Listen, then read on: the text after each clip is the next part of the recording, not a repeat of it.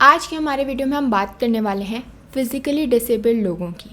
तो हम जब मूवीज़ देखते हैं तो कई बार ऐसे कैरेक्टर्स होते हैं जो कि फ़िज़िकली डिसेबल्ड होते हैं, तो उनका पोर्ट्रेयल कैसे होना चाहिए, इसी के बारे में सुप्रीम कोर्ट ने रिसेंटली कुछ गाइडलाइंस निकाली हैं जिसके बारे में हम बात करेंगे। तो रिसेंटली जो केस है of Nitin Malhotra versus Soni pictures film India private limited, उसके अंदर जो सुप्रीम कोर्ट है उसने कुछ गाइडलाइंस निकाली हैं कि कैसे वो लोग जो कि डिसेबल्ड हैं उनका पोर्ट्रेयल होना चाहिए इन द इंडियन फिल्म्स। अब आप लोग सोच रहे होंगे कि ये गाइडलाइन सडनली क्यों आई, क्योंकि कितनी सारी मूवीज़ में हमने देखा है कि ऐसा पोर्ट्रेयल होता है, तो सडनली ऐसा क्या हो गया। तो इस समय क्या हुआ, सुप्रीम कोर्ट के पास एक पिटीशन फाइल की गई थी अगेंस्ट द बॉलीवुड मूवी आँख मिचोली। तो इस मूवी के अंदर क्या हुआ, ये माना गया कि जो फिज़िकली डिसेबल्ड पीपल हैं उन्हें ढंग से जो है पोर्ट्रे नहीं किया गया, और इसी वजह से उनके जो राइट्स उन्हें मिले हुए हैं under Indian constitution, cinematograph act and the rights of persons with disability act, तो ये सारे राइट्स जो उन्हें मिले हुए हैं अंडर दीज स्टैट्यूट्स वो सब इन्फ्रिंज हो रहे हैं, क्योंकि इस मूवी के अंदर उन्हें ढंग से जो है पोर्ट्रे नहीं किया गया। और ऐसा नहीं है इस मूवी के अगेंस्ट ये पहली पिटीशन फाइल की गई है, नहीं, 15 जनवरी को भी जो है ऐसी पिटीशन फाइल की गई थी before the Delhi high court कि ये जो मूवी है इसमें ढंग से पोर्ट्रे नहीं किया जा रहा है फिज़िकली डिसेबल्ड लोगों को। लेकिन जो दिल्ली हाई कोर्ट है उसने इस पिटीशन को डिसमिस कर दिया, और इसी वजह से जो पिटीशन है वो अब कहाँ गई, सुप्रीम कोर्ट के पास गई, और सुप्रीम कोर्ट ने क्या किया, इसी रिगार्ड में कुछ गाइडलाइंस बनाई। अब गाइडलाइंस के बारे में समझने से पहले हम ये समझ लेते हैं कि कोर्ट का इस बारे में क्या सोचना है। तो कोर्ट का कहना है कि जब हम इस मूवी को देखते हैं, ओवरऑल इस मूवी का जो मैसेज है वो वायलेट कर रहा है फिज़िकली डिसेबल्ड लोगों के राइट्स को। दो जो मूवी है, जो फिल्म प्रोड्यूसर्स हैं, जो फिल्म मेकर्स हैं, उनका कहना है कि ये उनका राइट है, राइट टू स्पीच है। जी हाँ, हम सभी को राइट टू स्पीच मिला हुआ है अंडर आर्टिकल 19(1)(a। तो यही जो वो राइट है वो हमें क्रिएटिव फ्रीडम भी देता है कि हम अपनी बात, अपनी सोच जो है सबके सामने रख सकते हैं। लेकिन कोर्ट का ये कहना है कि इस समय क्या ज़रूरी है, ये ज़रूरी है कि जो फिल्म मेकर्स हैं वो बैलेंस बिठाए between their fundamental right of creative freedom and the legal rights of physically disabled people. तो जी हाँ, अगर हम फंडामेंटल राइट और लीगल राइट की बात करें तो अपना फंडामेंटल राइट एक्सरसाइज करने के लिए, right to freedom of speech या फिर हम क्रिएटिव फ्रीडम कहें, तो उससे एक्सरसाइज करने के लिए हम किसी का लीगल राइट उससे नहीं छीन सकते। और यही कोर्ट ने कहा कि ये जो मूवी है, इस मूवी का जो मैसेज है वो फिज़िकली डिसेबल्ड लोगों का जो लीगल राइट है वो वायलेट कर रही है, वो इन्फ्रिंज कर रही है। तो इसीलिए कोर्ट का कहना है कि जो आर्टिकल 19(1)(a है, जो राइट टू स्पीच है, वो इंक्लूड नहीं करता है right to mock, stereotype, misrepresent और belittle marginalised groups including people with disabilities.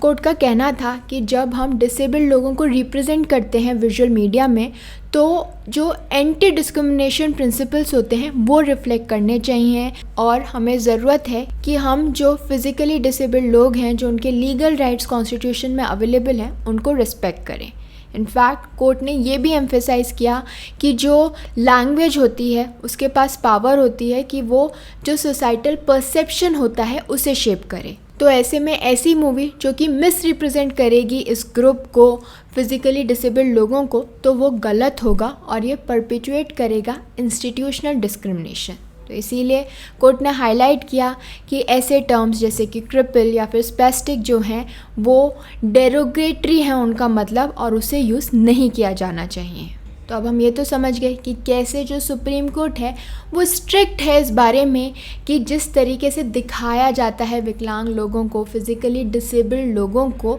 वो बहुत सोच समझ के ध्यान से दिखाना चाहिए, स्पेशली विजुअल मीडिया में, क्योंकि इससे जो सोसाइटल परसेप्शन है, जो लोग देखते हैं कि अगर ऐसा दिखाया जाएगा कि ये प्रॉब्लमेटिक है, ये बर्डन है, तो लोग वैसा ही सोचेंगे। लेकिन ऐसा दिखाया जाएगा कि वो अपने लिए कुछ कर सकते हैं, अपने लिए खड़े हो सकते हैं, तो उस केस में जो सोसाइटल परसेप्शन है वो टोटली चेंज होगा। तो इसीलिए जो फिल्म मेकर्स हैं, जो विजुअल मीडिया में लोग हैं, उन्हें बहुत ध्यान से जो है उनका पोर्ट्रेयल करना चाहिए, और इसीलिए कोर्ट ने अब कुछ गाइडलाइंस भी दी हैं कि किन किन चीज़ों का ध्यान रखना चाहिए। जैसे पहली चीज़ जो कि सुप्रीम कोर्ट ने कहा कि जब भी मीडिया एंड एंटरटेनमेंट में हम PWDs का पोर्ट्रेल कर रहे हैं तो हमें अवॉइड करना चाहिए ऐसी लैंग्वेज को जो कि डेरोगेटरी है या फिर उन्हें नीचा दिखाती है, जो कि डिसेबल्ड लोग हैं उन्हें बिलिटल करती है, नीचा दिखाती है, क्योंकि इससे क्या होगा, नेगेटिव इम्पैक्ट पड़ेगा। इसके अलावा कोर्ट ने एम्फेसाइज़ किया कि ऑफेंसिव लैंग्वेज भी जो है उसे यूज़ नहीं किया जाना चाहिए, क्योंकि ये सिर्फ पर्सनल ऑफेंस का मैटर नहीं है बल्कि ये परपिचुएट करेगा सोसाइटल हार्म को भी। इसके अलावा जो फिल्म मेकर्स हैं उन्हें रिप्लेस करना होगा उन टर्म्स को जो कि फोकस करते हैं ऑन इंडिविजुअल्स इम्पेयरमेंट्स। जी हाँ, उस पर्सन में जो भी कमी है, अगर कोई भी ऐसा टर्म है जो कि उस पर फोकस कर रहा है तो उसे रिप्लेस करना होगा। जैसे कि अफ्लिक्टेड, सफरिंग एंड विक्टिम, तो ज़्यादा रिस्पेक्टफुल वर्ड्स को यूज़ किया जाए, इंक्लूसिव लैंग्वेज को यूज़ किया जाए, ना कि उन लोगों को अलग दिखाया जाए। इसके अलावा जो फिल्म मेकर्स हैं उन्हें इनकॉर्पोरेट करना पड़ेगा accurate and authentic depiction of medical conditions, ताकि किसी भी तरीके की मिस इन्फॉर्मेशन जो है वो ना फैले और इस तरीके के जो स्टीरियोटाइप्स होते हैं तो वो जो है उन्हें प्रिवेंट किया जा सके। तो इसीलिए अगर आप किसी बीमारी के बारे में बता रहे हैं तो ध्यान से उसके बारे में पहले पढ़िए, समझिए। जब आपको क्लियर है, सारी इन्फॉर्मेशन है,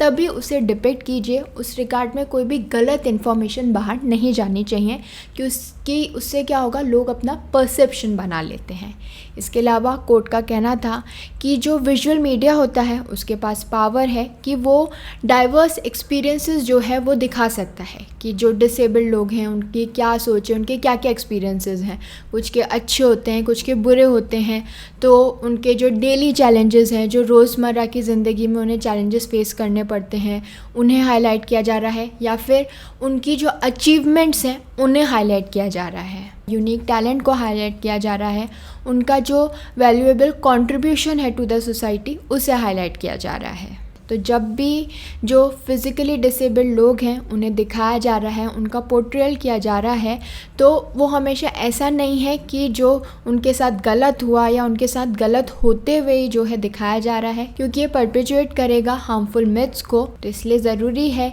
कि जो फिल्म मेकर्स हैं, जो मीडिया और एंटरटेनमेंट इंडस्ट्री के अंदर हैं, वो एम करें for authentic and respectful representation, ताकि जो फिज़िकली डिसेबल्ड लोगों की स्ट्रेंथ्स होती है उसे सेलिब्रेट किया जा सके, उनकी जो डाइवर्सिटी होती है उसे शोकेस किया जा सके। इसके अलावा कोर्ट का ये भी मानना था कि वो लोग जो कि मीडिया एंड एंटरटेनमेंट इंडस्ट्री में हैं, इस तरीके की मूवीज़, शॉर्ट फिल्म्स, वीडियोस जो भी बनाते हैं, उनकी ट्रेनिंग होनी चाहिए, उनको ये अवेयरनेस होनी चाहिए कि कैसे जो फिज़िकली डिसेबल्ड लोग हैं उन्हें जो है दिखाया जा सके, जिन्हें कोई दिक्कत है उनको क्या प्रॉब्लम्स होती हैं, उनके क्या चैलेंजेस होते हैं, कितनी डाइवर्सिटी होती है, इस बारे में उन्हें अवेयरनेस होनी चाहिए बिफोर क्रिएटिंग एनी फिल्म और शॉर्ट स्टोरी। तो इस तरीके की मूवी लाने से पहले जो है उन्हें ढंग से उस बारे में डिटेल में समझना चाहिए और इसके लिए ट्रेनिंग प्रोग्राम्स होने चाहिए, अवेयरनेस प्रोग्राम्स होने चाहिए, ताकि इस तरीके की गलती ना हो और जो भी चीज़ें इस गाइडलाइन में गिवन है उसका वो ध्यान रख सकें। So I hope this information was helpful to all of you. Thank you for watching this video. Don't forget to follow Nyay and do join us again for more of India's Laws Explained.